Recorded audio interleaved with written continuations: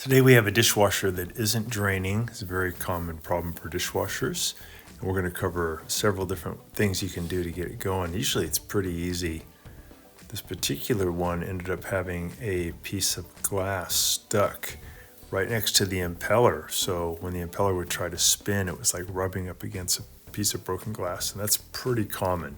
We'll cover some other things too. So we're removing the filter, reaching in there to see if we can feel anything. Be careful when you do that because there could be broken glass in that filter housing area. We're gonna set it for drain and then we'll listen to it. So I can hear a rubbing sound that makes me think that the impeller is rubbing against something.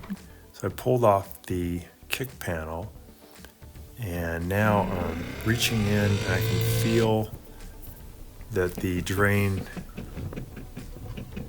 is vibrating. So that's good. We know the motor's working. We know it's getting power. It's trying to drain. And I can feel maybe more vibration than is normal. So that points to that pretty common thing where the impeller is rubbing against something.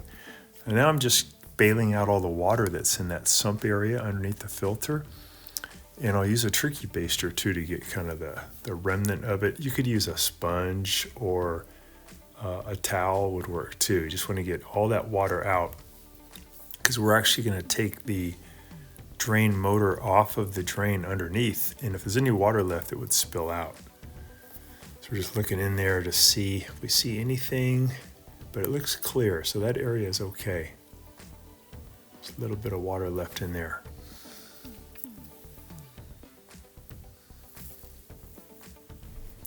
Okay, now we're going to put a little towel, washcloth underneath the drain because we get a tiny bit of water coming out. Need some pliers to squeeze in on the hose clamp, and then we can pull this black rubber boot, the drain boot, off of the drain assembly. We're going to look inside that tube and see if we see anything caught in there. Sometimes you'll see something right there. And then we're gonna look inside this plastic tube. That's where the water shoots out. Sometimes you'll see a little piece of glass or something sticking in there, but it looks okay. So we wanna take the motor out. I'm gonna take this little power connector off. And then these motors usually have a plastic catch you have to release. And then I'm gonna turn it to my left, away from me. Here's the drain motor. So the impeller looks okay. It looks a little bit banged up like it was rubbing against something. It's turning good, but I see this big chunk of blue glass. Maybe it came out from a wine glass and that got sucked into the drain. It got past the filter somehow. That thing was smacking into the impeller and that's why it couldn't get enough speed. It kept trying, but it couldn't get to enough speed to create enough pressure to get rid of the water. So that's a common problem. So I just put the drain back into position and I'm turning it toward me, toward the right, clockwise to lock it into position. I add the little power thing back in there, click it in, put the drain boot back on.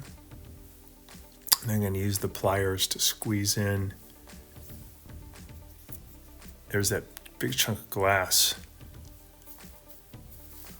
I'll squeeze in there and then I'll push that clamp back in. I want to make sure that clamp is on that boot and I'll wipe out any water remaining. We'll try it now. And I'm just going to put these parts back in. Here's the one part of the filter. Here's the main part of the filter. I'll push it in. I'll make sure I turn it to where it locks so nothing can get past the filter. Put the spray arm back in, and then there's a big nut. I want to turn that nut until it engages and locks the spray arm into position. I'm using my left hand to turn that thing.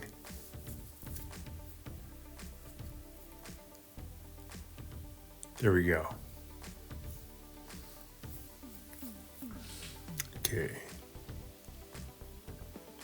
Close it up.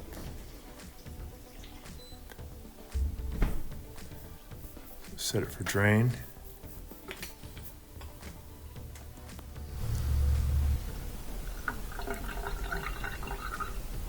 There we go, so we can hear it draining properly now with the sink. So that's all it was, just a piece of glass stuck in there. Sometimes you'll see seeds stuck in there, all kinds of stuff. So we'll go ahead and put that kick panel back into position. And then we have to add these little plastic things, and then we turn them 90 degrees with a flathead screwdriver to lock them in. So we have some bonus material coming up too that I'll show you guys, shows some other kind of things you might run into with your dishwasher when it won't drain. Just putting those racks back in.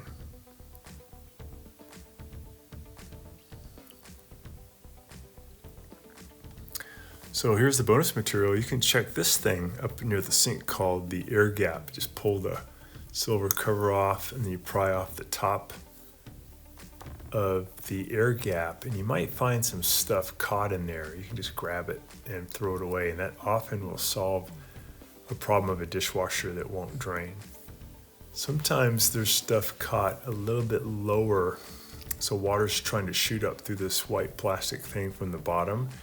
You might have something caught underneath it. So one other thing you can do is spin off the little white nut here at the top. You can push the air gap down into the cabinet underneath the sink. Then you can use a socket to loosen the hose clamp. You can pull the hose off. And you can look through to make sure that there's nothing caught in that tube. That looks good, nothing in there. And then you can look through on the other side here, see if light can shine through. Yep, so there's nothing caught there. This is on a different dishwasher. I set it for drain. Water does come out, but it's really anemic. It should be shooting out, but it's just barely moving. You can grab the drain tube and shake it, and sometimes that'll knock loose something that's in the drain tube. So that's a good idea. Now this is underneath that same dishwasher. I'm pulling back the drain tube off of the drain pump, and I see something caught in there. So that might be what it is. So I pulled it out, and maybe that's the top of a bottle. It got caught in there. So we're going to put the hose back on, put the hose clamp on nice and securely, and then we'll get the dishwasher back on its feet and fill it up and see if it'll drain now. So I'm putting the little white nut back onto the air gap, the washer first, and then the white nut, get it nice and tight. We've got the hose connected back to it underneath.